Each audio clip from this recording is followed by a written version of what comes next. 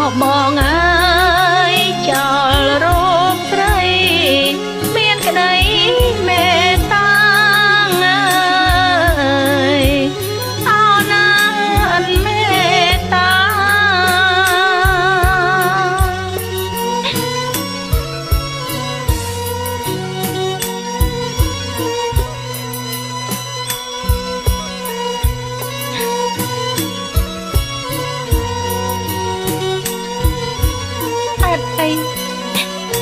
បានជាបងដាច់ចិត្តម្ល៉េះ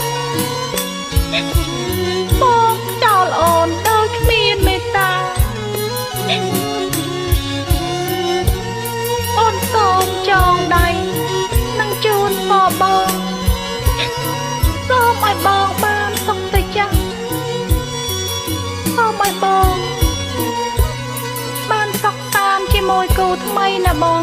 អាចបានហើយប្រលឹមសម្បាច់ការស្លា